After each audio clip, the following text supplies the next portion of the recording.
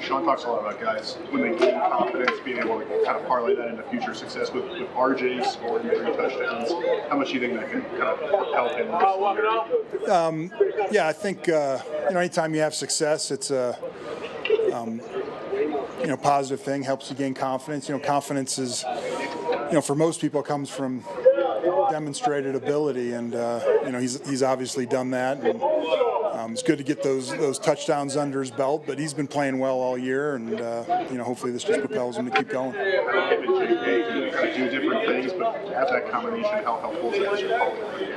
Oh, I think it's great. I mean, you can roll them in. Certainly we have tags for one or the other, but for the most part, we feel like, they both can do, any job that we need them to do in this offense. So it's a real luxury. How does Lewis fit for you? Yeah, I mean, what was that last thing? Potentially. Yeah, potentially. No, obviously he's got a lot of experience. We'll name some plays after some references that are too old for any of these other people to understand. So it's nice that, we might name a play after a 90s movie and no one knows what we're talking about, but I think he will. But, just a guy that's been doing it for a long time and, might be the 8th wonder of the world that he's still doing it at 41 years old. But he's a grown man, big and long, and can still block and hold up in protection. So it's good to have him. Yeah, Sean said that he racked his brain, didn't think he had coached a player in their 20th year. Can you think of what the oldest or most years of a player that you've coached? Yeah, it would be Breeze, I think. I think he made it to 20. So Sean might have forgotten that he coached that guy. But he was pretty important to us. So, I think Drew was 20 in his last year. We didn't see Marvin out here again today.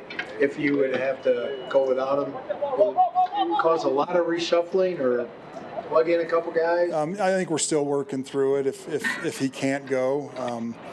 But, we've got smart guys that'll be able to fill in if he's just not able to go. So we'll be all right. How important was it for a couple of the other young guys to really step up? We already talked about RJ for Troy, 2 touchdowns. Yep. Pat also did. Yeah, no, it's great. I mean, those guys I think have been playing well all year, and when you're able to break through a little stronger on the stat sheet and everyone recognizes it, I think that helps confidence, just like we talked about with RJ. But I think those guys had confidence. They've been playing well, and we're excited to see them going forward.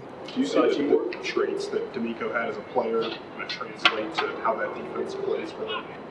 Yeah, I mean, this is, in my opinion, this is the best defense that we faced.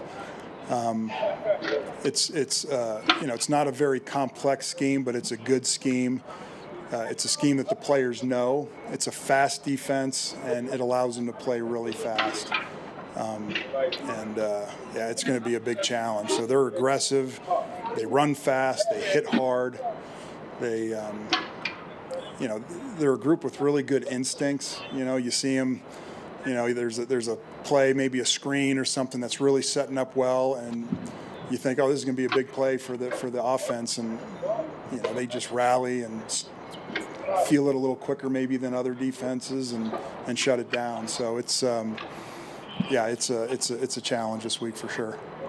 Joe, have you found over the years that the defenses that don't try a lot of exotic things just give you fewer mistakes to take advantage? There's a little bit of that, every defense is unique. It's the players you have and how they respond to the scheme that you're running. We've played, I don't know, I always think of Baltimore in years past that they do a million different things and they're really good at all of them, and that's chaotic offensively. You play a team like this, the week of preparation might feel a little easier because, as you're drawing the cards for practice, you know exactly what cards you're going to draw, and because they don't do a whole lot of things, so you don't have to practice 50 different looks, but they're so good at what they do.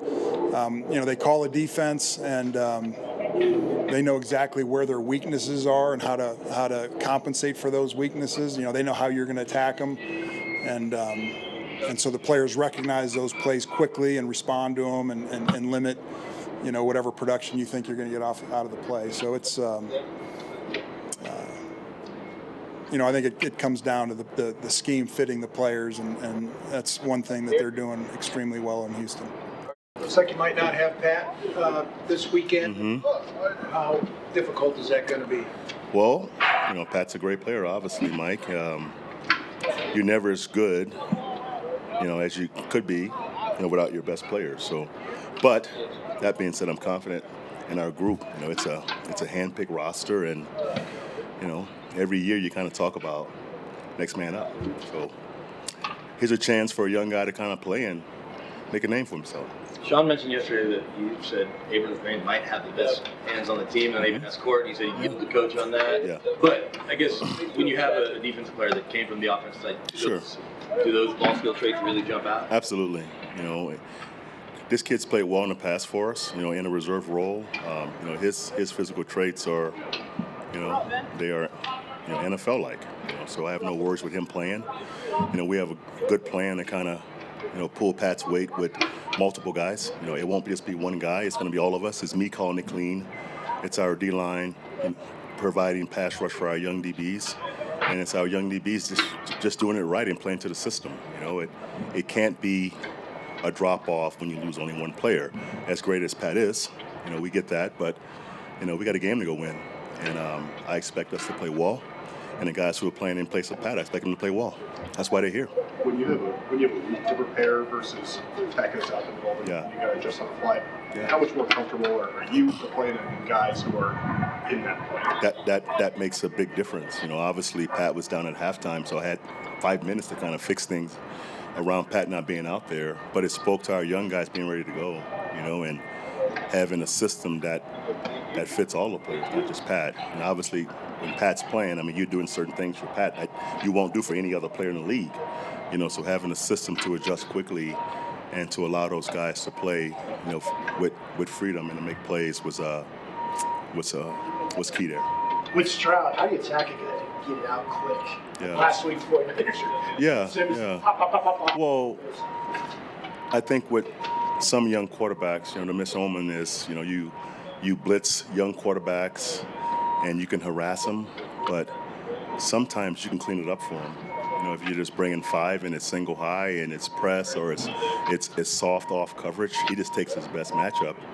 I'm from the school of, when you have a young quarterback who's getting rid of the ball quickly, that's a good thing for a young quarterback. It's my job to make him hold it and to look through layers of coverage and to make him, hit his progression.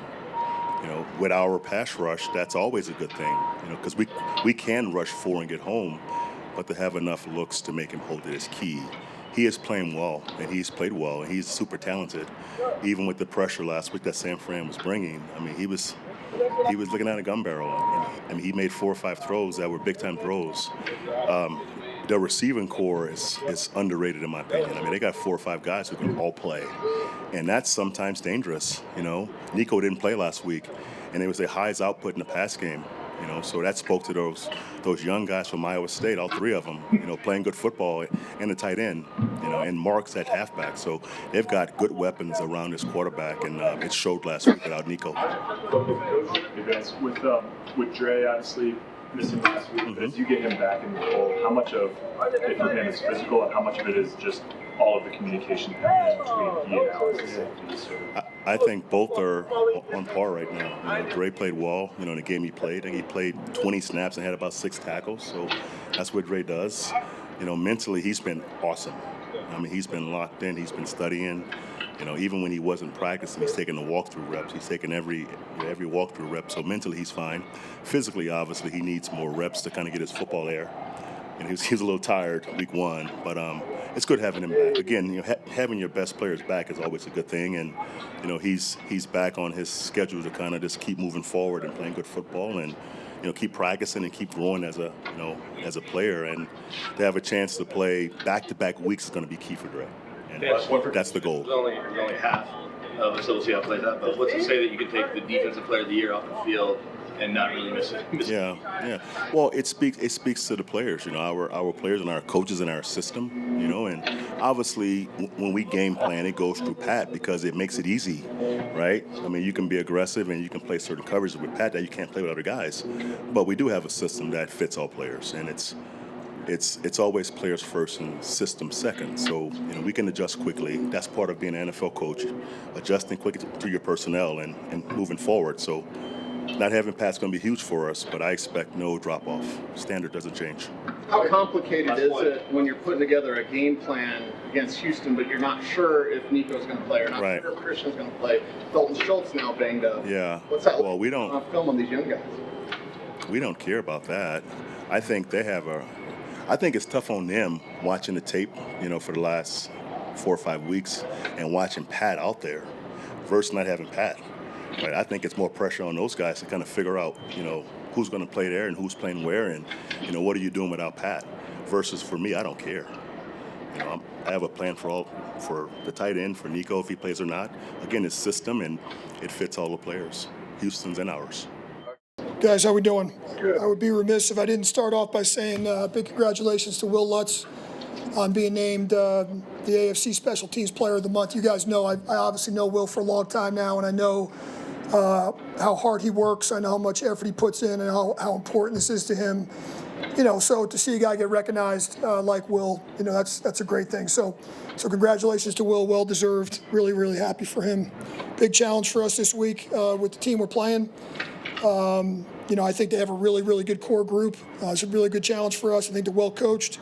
I think they've really done a good job of putting their roster together with the core guys. So we're really excited for the challenge this week and get back at it. So on Monday, Sean sort of told us he thought it was a communication failure that led to Marvin being in on the kick return before 44. Obviously, it comes up because then he got hurt. Can you just sort of walk us through how that happened and what led to him being? Yeah, listen, I'm not avoiding the question. I'm not going to get into substitutions and how we do it and the injury stuff. I'm going to leave that to Sean. I appreciate the question. I know where you're going. I'm going to let him handle that with the substitution stuff. I just don't want it's a competitive advantage thing, and I just don't want to get into that stuff. So I've been in that head coach seat before for a little bit, so I understand the sensitivity of it. So I'm just going to stay away from that stuff. Riz, yep. With Mims and concussion protocol, we saw Riley take that last punt return. Yeah. How does it change the approach, or does it, with Riley or a different returner versus? Yeah, well, listen, I think there's a situation where we have guys at the game that we know going in are the contingency plans for punt returner, kick returner.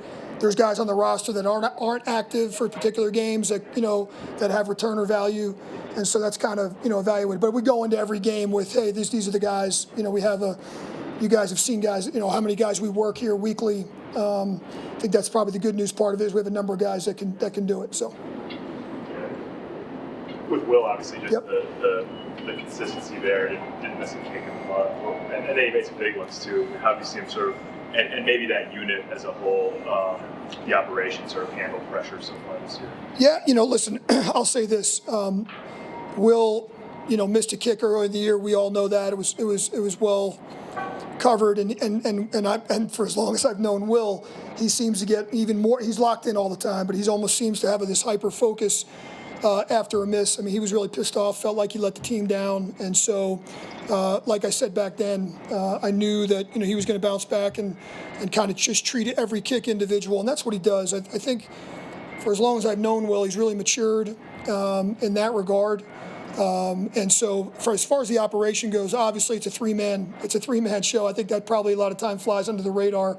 The kicker obviously gets the majority of the credit, but Mitch and Jeremy, and you're always concerned when you have a rookie come in and you unseat a veteran guy that's been around a long time, and Jeremy had to take over. So, listen, that's been good so far. There's always room for improvement, but so far so good with that. So I think it's a good point. I think it's a collective effort. Will gets the recognition, but he's not in that position. He doesn't get that award without the rest of those guys, particularly the operation. So I know kudos to those guys as well for sure.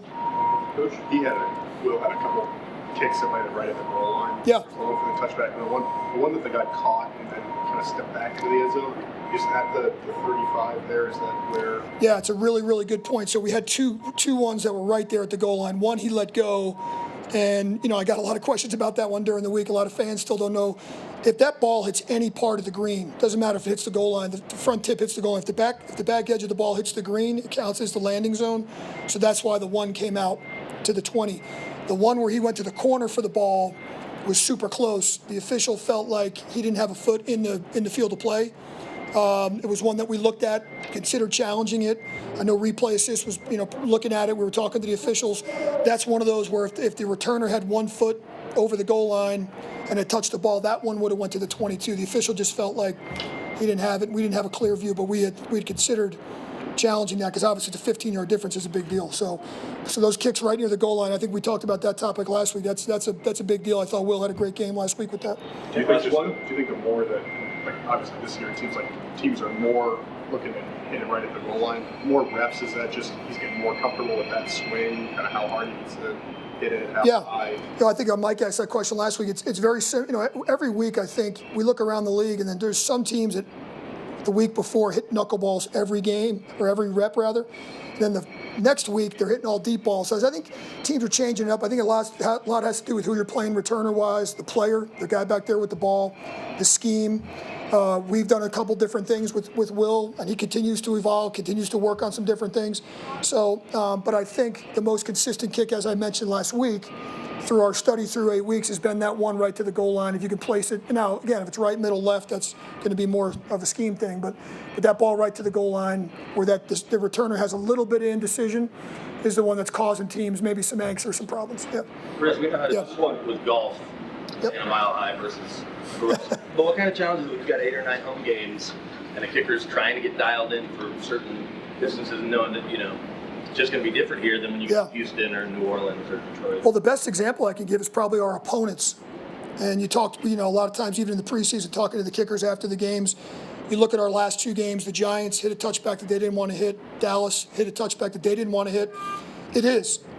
We have the, I guess, the luxury, if you will, of practicing in it a little bit, where our opponents don't.